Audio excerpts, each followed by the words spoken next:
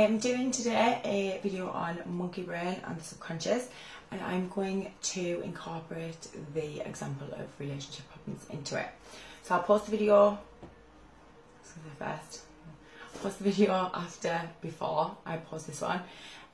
So in case you've not watched it and this is not making any sense, go back and watch that one first.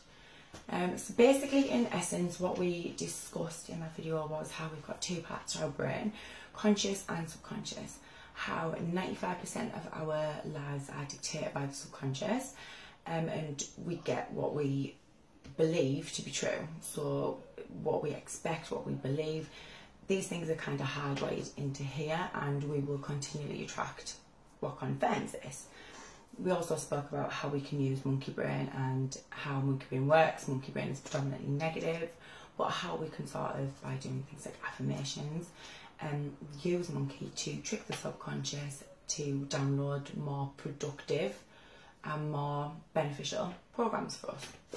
So I'm going to use the example today of relationship problems, because everyone can relate. So say a client came to me and she said to me, everything's perfect. Me and my boyfriend were amazing. We were amazing for 2 years. Everything was fine. And then boom, the last year it's just been horrific, and he's just a cunt now. Everything he does annoys me. Everything, we argue all the time. He doesn't pay me any attention. We don't go out. Everything. 20 minutes of this is wrong with him, and this is wrong with him, and this has happened. So what advice we would normally then give would go something along the lines of, have a chat with him, talk about your problems, leave him, cheat on him, stab him, any one of them, number of things, or say, put plan in, make him jealous, any of that. We're trying by doing that to control the reflection, which never works. And that's why people find it so difficult, because no matter how much you try to control your boyfriend, it's never going to happen, because you don't have any control over other people's actions. The only control that we have is ourselves, because once we can change our inner, because it's a reflection, we'll change the outer. But we're just, all of us, 90% of the world is running around trying to solve the problem, they're arguing with the mirror, It can't do anything, it's just reflecting back. So everything that you see is a reflection of what's going on and what's happening inside. So we've got two issues with this.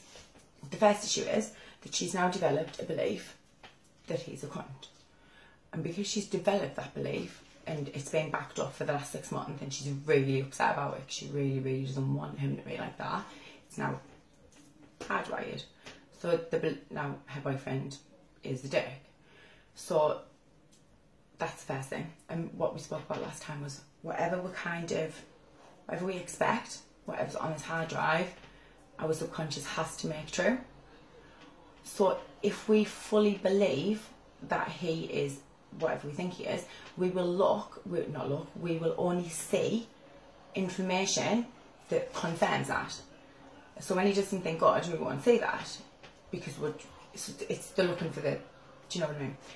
Once it's a hardwired thing, everything has to confirm that. So it's going to just attract back more and more evidence to back up that you think he's a dick. And the second part is, because she now has that belief, that's all that she's going to focus on. So she's actively looking for incidences, talking about incidences, phoning her friends about incidences, putting posts on it, you do it, posts about incidents.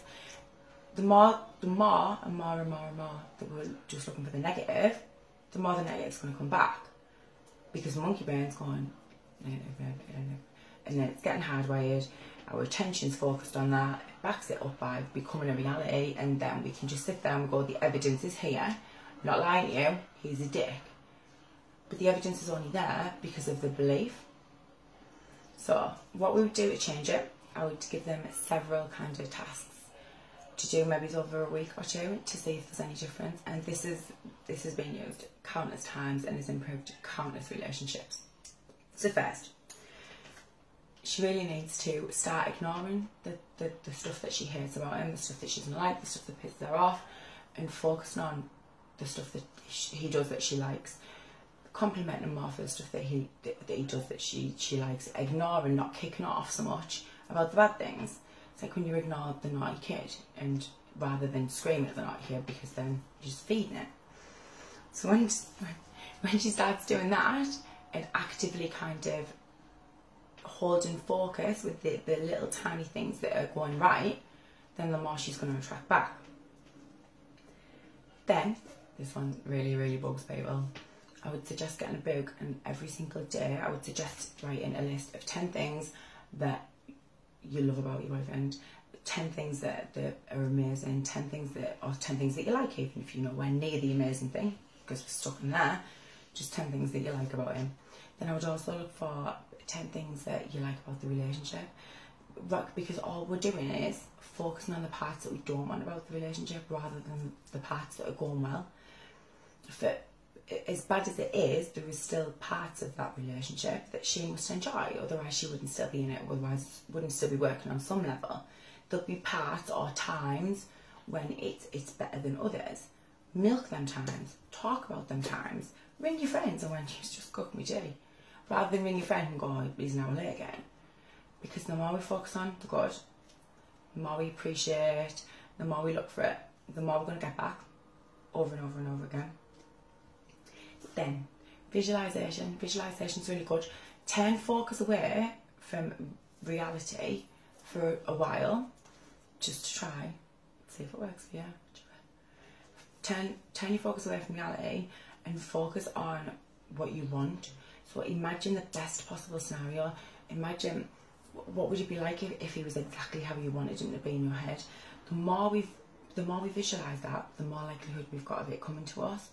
You're not going to make him change by doing that. You're actually changing yourself, which is then reflecting, which is then in turn gaining the best parts out of him. You don't even need to know that.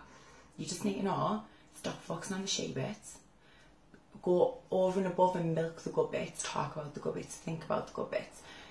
Whatever you are thinking about, you are translating a frequency. So every time you're thinking about what's upset you, you just attract more things.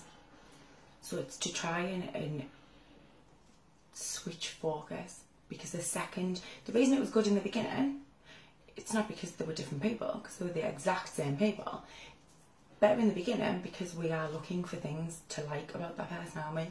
Well, you never go on a date, or you never start a relationship going, today I'm going to sit and pick out every little thing that you do that pisses me off. We don't do the opposite. We sort of ignore that and we look for the good.